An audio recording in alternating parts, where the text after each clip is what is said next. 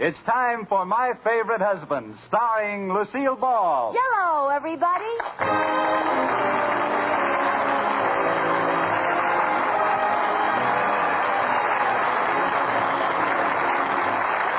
Yes, it's the Gay Family series starring Lucille Ball with Richard Denning, transcribed and brought to you by the Jello family of desserts. J-E-L-L. Oh, the big red letters stand for the Jello family. Oh, the big red letters stand for the Jello family. That's Jello. Yum, yum, yum. Jello pudding. Yum, yum, yum. Jello tapioca pudding. Yes, sirree. And now Lucille Ball with Richard Denning as Liz and George Cooper. Two people who live together and like it.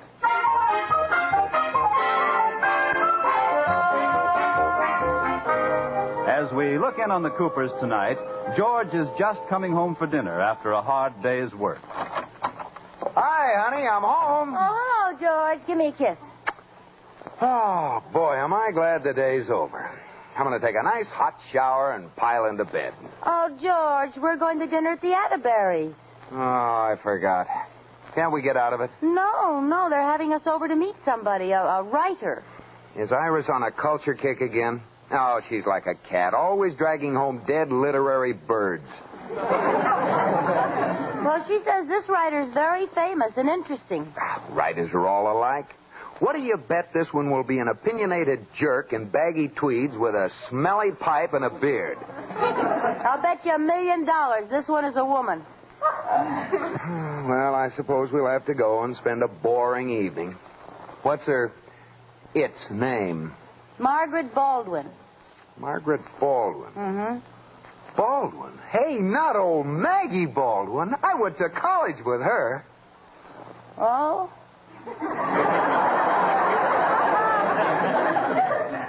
Well, do you think it's the same one? I'll bet it is.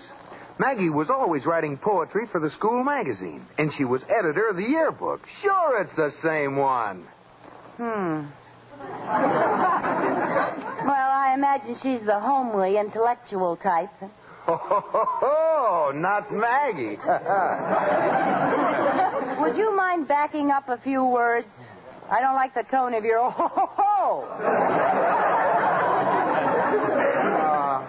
That Maggie was quite a dish.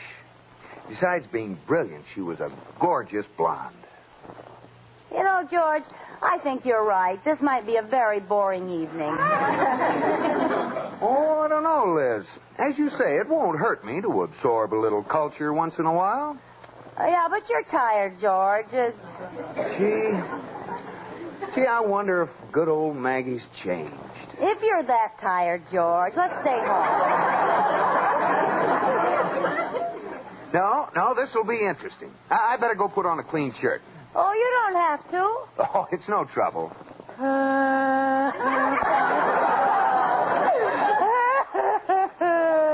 Now what's the matter? You didn't put on a clean shirt last night when you went out to dinner with me.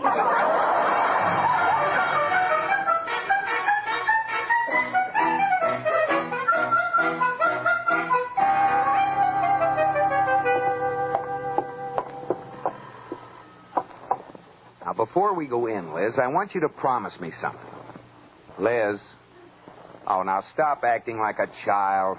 I want you to promise me you'll behave and not make any smart-aleck remarks to Miss Baldwin. Oh, I'll behave, Daddy. Liz? I'll only take one piece of cake, and when I go home, I'll curtsy and say I had a very nice time at your party. Never mind. Oh, hi, Mr. Atterbury. George boy, Liz girl, come in. Hi, Uncle Rudolph. Is Miss Blank Verse here yet? She and Iris are upstairs. They'll be right down. Say, I went to school with Margaret Baldwin. I wonder if it's the same one. What's she look like? Oh, she's quite a girl, boy. A girl boy?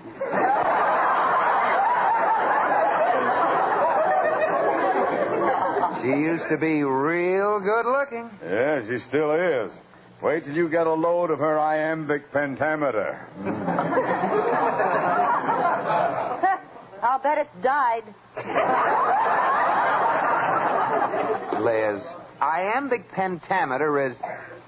Oh, never mind. Oh, good. The Coopers seem to be here. Well, I'm anxious to see if it's the same George that... George Cooper, it is you, isn't it? Maggie! Maggie Baldwin. Just stand there, George, and let me look at you. Miss Baldwin, this is Mrs. Cooper. How do you do? George, dear, you haven't changed a bit. I'm very pleased. That same wicked glint in your eye I used to think so horrid. That same carefree, unruly curl on your forehead. Well. But isn't Edgar Guest? I beg your pardon? Miss Baldwin, this is Mrs. Cooper. Oh, yes, Maggie. This is my wife, Liz. Your wife? Well, I always wondered what kind of a girl George would marry. Let me look at you. Well, Now, just a minute. Liz? Rudolph, do something. Talk about her book. Miss Baldwin, I've been meaning to tell you I certainly enjoyed your book. Oh, really, Mr. Atterbury? I didn't suppose you'd read it. Most men don't care for poetry. Oh, I enjoyed it all right. And gad, what a provocative title. Did you really think so? I'm ashamed to say I haven't read the book. What was the title, Mr. Atterbury?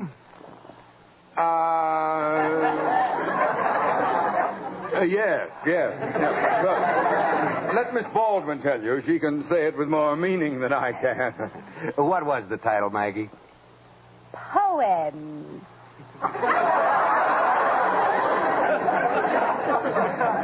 Yeah, that is provocative. Thank you, Mrs. Cooper. And if you ever write a sequel to it, I've got a smash title for you. You can call it More Poems.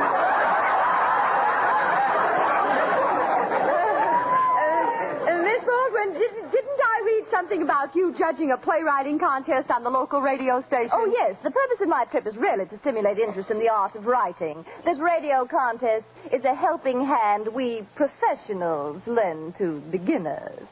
That's nice. Very sporting. I'm also giving a lecture at Town Hall on how to get the most out of Kipling.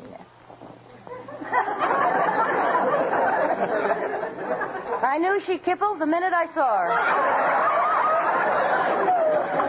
Liz. Now, tell me, Maggie, Yes? what have you been doing all these years? Oh, exciting, vital things. I've been to Europe 5 times. No. Yes. Something keeps pulling me back to Paris. What'd you do, get your girdle caught on the Eiffel Tower? As a matter of fact, George, I've continued my education, too. Now, it's Margaret Baldwin, Ph.D. Ph.D.? You know what that means, Liz? Yes, Margaret Baldwin, Pud.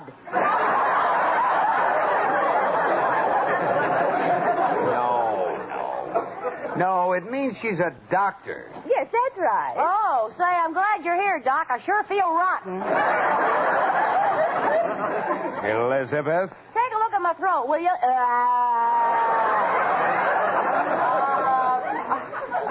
I think we better go into dinner. I think so, too. Maggie, will you take my arm? Oh, thank you. My arm, Lotus Bud? Oh, thank you, Rudolph. Will you take my arm, Liz? What, that skinny old thing? Well, all right. Ow! Not so tight, you're pinching.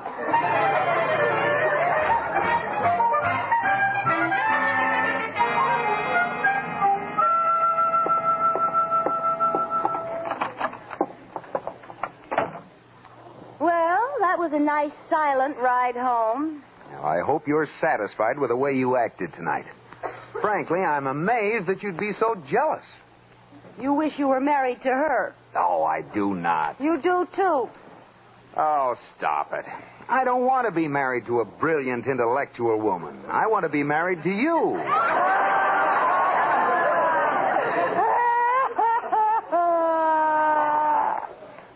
honey. I'm sorry. I didn't mean it the way it sounded.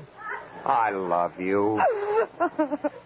Well, I don't blame you for being attracted to her. But don't forget, I gave up my writing career to devote myself to marriage. Your writing career? Yes. I used to write, and well, too. You may not know it, but you're looking at the president of the Shortridge High School Scroll and Quill Club. Oh, is that all? Is that all? I won the senior class essay contest. I was on my way to becoming a shining literary light. Well, what happened? I married you and cut off my current. I apologize to posterity. I gained a wife, and the world lost a great writer. You don't believe me, do you? Well, I still have a copy of that essay in my scrapbook. I'll show you. Oh, Liz, I'm tired. Right here. Here it is. Thoughts of a graduating senior. As graduation approaches, there is a lump in my throat. My head is in the clouds, but my feet are on the ground as I stand at the crossroads, looking backwards and facing the future with a smile.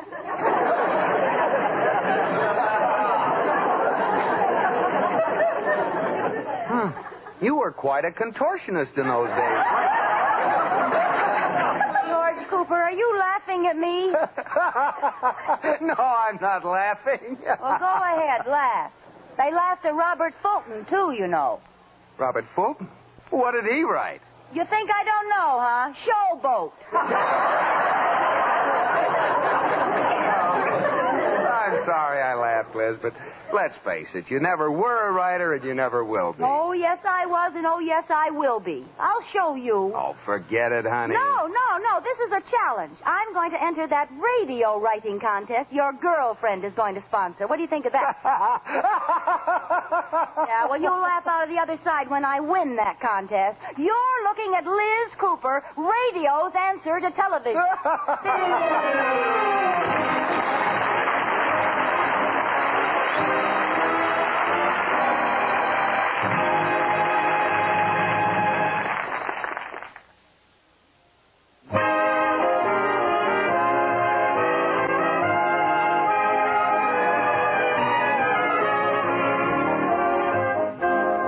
As we return to the Coopers, we find Liz anxiously waiting for a phone call, which will tell her whether she won the radio script writing contest or not. Oh, I wish they'd hurry and call, George. I haven't left this telephone all day. Oh, there it is. That's them. I've won. Where's the telephone? Where's the telephone, George? Where's the phone? In your hand. You're running around the room with it. Oh.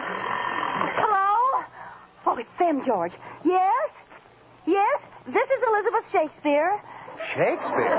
I used the pen name. What? I did? I am? Oh, George, I won. I'm one of 3 finalists. Good. Out of how many? Out of how many? Oh. Tomorrow night, huh? Yes, I'll be there. Oh, thank you. Goodbye. Oh, George, I can't believe it. They're going to put the 3 best scripts on the air tomorrow night and then pick the winner. And I came in 3rd. Out of how many? Imagine me having my script done on the air. Out of how many? Liz, how many scripts were submitted? 3. Oh, you have to go and spoil everything. Oh, honey. I think it's wonderful, really. I'll be glued to the radio. I wouldn't miss hearing it for the world. Well, don't worry, you won't. You're going to be in it, and so are the Atterberries. What? We have to furnish our own cast, all amateurs. Well, count me out. I'm not appearing on any radio show. Oh, George, who will I get? The part calls for a handsome, dashing adventurer who sweeps all the girls off their feet with his great personal charm. Well, what are you standing there for? Let's call the Atterburys and get started.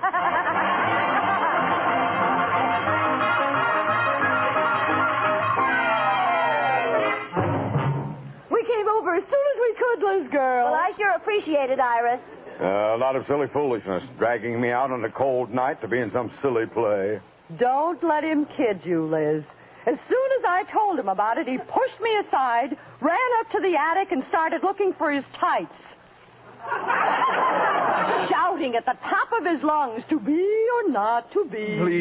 Please, Iris, that's not the way to say it. To be or not to be. That is the question. Yes, dear, but not Whether now. 'tis nobler in the mind to suffer the slings and arrows of outrageous fortune, or to take arms against the sea of troubles, and by opposing end them. Rudolph. To die. To sleep no more. That's right, Rudolph. No more.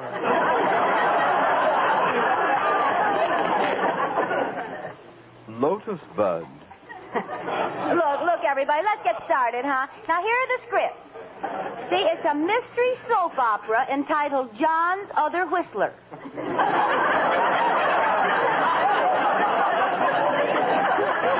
Well, that's quite a title. Oh, thank you. Now, Mr. Atterbury, you play the whistler. Oh, bad casting. He's got the weakest pucker in town. Iris. Well, he doesn't have to whistle. Now, George. I know, I'm John. Yes, an elderly gentleman, 75 years old, who gets killed at the end of the first act. Now, Iris, Just a minute. You said I had the leading part. You have. You're lying right there the whole time. We talk about you. Iris, you play John's wife, 73-year-old Madge. Thanks a lot. Well, John, we sure got stuck. We sure did. I'll be dead blamed. All right, let's start now. Now, just a minute. What does the whistler sound like? Oh, you know. So you thought you'd get away with it, eh, Madge? Oh, yes, I remember him. You walk into the room, don't you, Madge? And there on the floor is a boom-boom dead man.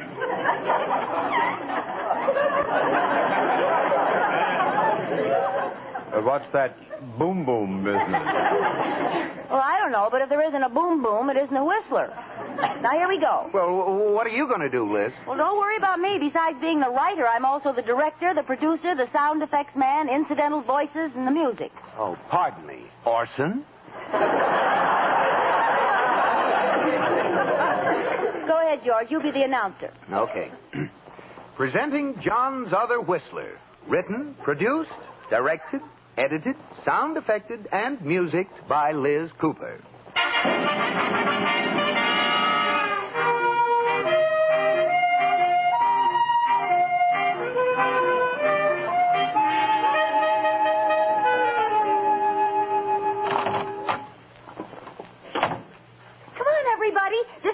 Where we're supposed to go. Isn't this exciting, Rudolph? Oh, just another opening night, Lotus Bud. Do you have a sore leg, Mr. Atterbury? You're walking funny. Yeah. You won't believe it, but he's got his tights on under his pants. What for? Well, I just wanted to be prepared, that's all. In case of an emergency, I can strip down and do Hamlet. Oh, here comes Maggie. Hello, George, Iris, Rudolph. What are you doing here? I was waiting for a Miss Shakespeare. Speaking. You? Yes. Surprised, aren't you? Well, I scheduled your play first. We'd better go on to the studio. Okay, give us our scripts. Scripts? You're supposed to bring them with you. Oh, no. I thought you'd have them all typed and ready for us. Oh, dear, no scripts. What do we do? If I may make a suggestion, I'd be more than glad to give my rendition You keep your pants on, Mr. Atterbury. I'll run home and get the script. No, there's no time for that. Your only chance is to go into one of these offices and type up copies. Okay, come on. Where's the typewriter?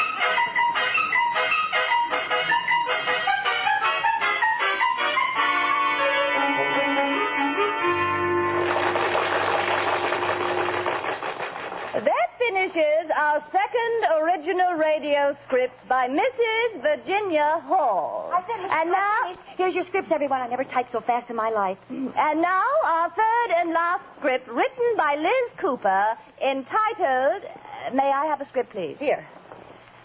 The quick brown fox jumps over the lazy dog. No, I was practicing typing. The title's next.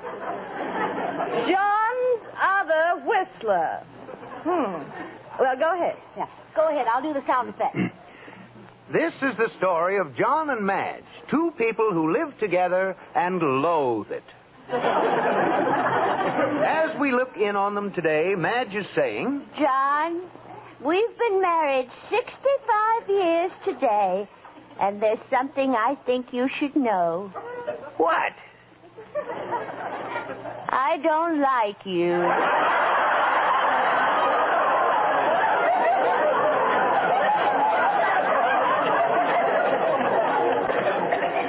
Well, I'll be dead blamed.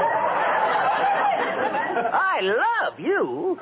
You got a face like a camel. See that? That's cameo. oh, That's wrong. You got a face like a cameo. Your mouth is like a rosebud. And your nose is continued on the next page.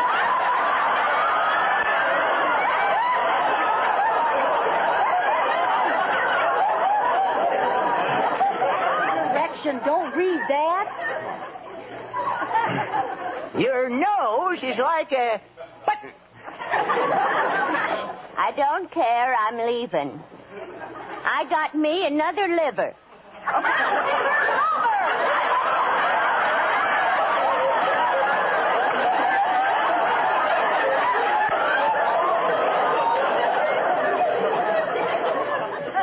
At my age, I get more use out of another liver. Iris, will you please just read what's on the paper? Now go ahead. I'm sorry, John. My mind's made up. Yes, your mind's made up, isn't it, Madge? You're going to kill John and collect the insurance, aren't you, Madge? I know the nameless terriers? Terrors. Terrors of the night. For I am the whistler. Liz, you have a sound effect here. Oh, I forgot. Take it again. Yeah. For I am the whistler.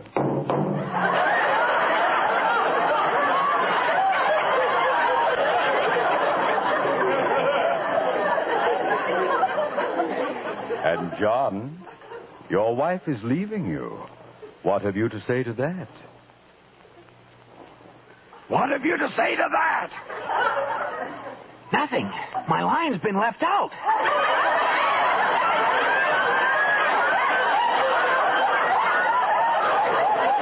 Let's go for my line, Liz. All right. Hark, I hear a doorbell. Liz. Oh, yeah. No, Liz. Hark, I hear a doorbell. Oh. Doorbell, doorbell. Hark, I hear an auto horn. Never mind. I got the doorbell. I wonder who that can be, John. You wonder who that can be, John, don't you, Madge?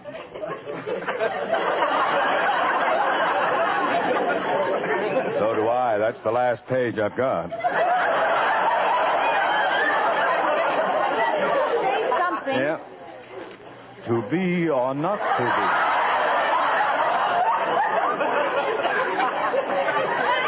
That's the question, isn't it, Madge? Rudolph. All right. I think that's enough of this. That's not in the script. I know it. But we haven't finished. Oh, yes, you have. Our time is running out. I have the judge's decision in this envelope. The prize for the best play goes to the comedy written by Liz Cooper. Well, I'll be dead blamed. Liz, you're a genius. How'd you ever learn to write comedy? Oh, there's nothing to it. You just write it serious and type it in a hurry.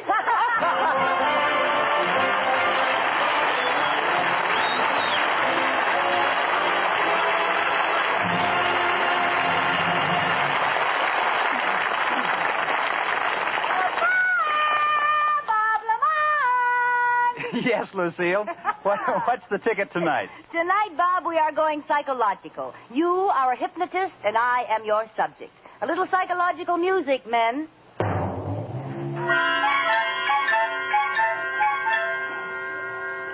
You must be the subject they sent over for my experiment.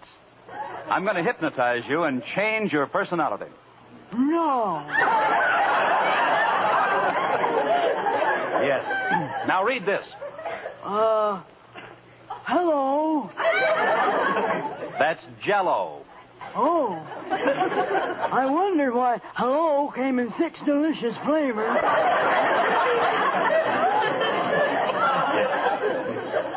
You can't taste hello. It's a word. I know. Now, if you'll just hello. Hello. Can't taste a thing. I know. It's Jell-O. Jell-O comes in 6 delicious flavors: strawberry, raspberry, cherry, orange, lemon, and lime. Okay, if you say so. All right. Now, just look me in the eyes. You are drowsy. Your head is getting heavier and heavier. Your eyes are closing.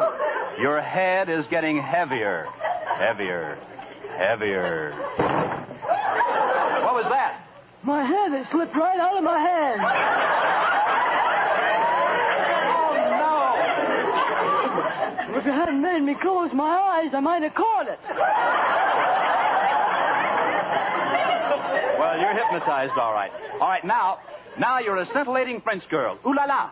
Now read this. Oh. Ooh la la. Jell-O makes you think of the real ripe fruit itself. Ooh la la. No. Ooh la la. For the big red letters on the ooh la la box. Stop it. Jell-O is so wonderful because the ooh la la flavor is ooh la locked in and can't get out till your first delicious spoo la la oonful. I suppose you know how you sounded. Yeah, ooh la lousy. Good night, Bob.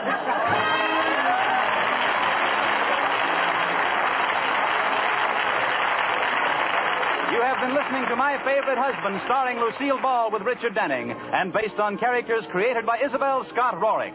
Tonight's transcribed program was produced and directed by Jess Oppenheimer, who wrote the script with Madeline Pugh and Bob Carroll, Jr. Be sure to listen to Lucille Ball in My Favorite Husband again next week, presented by J-E-L-L.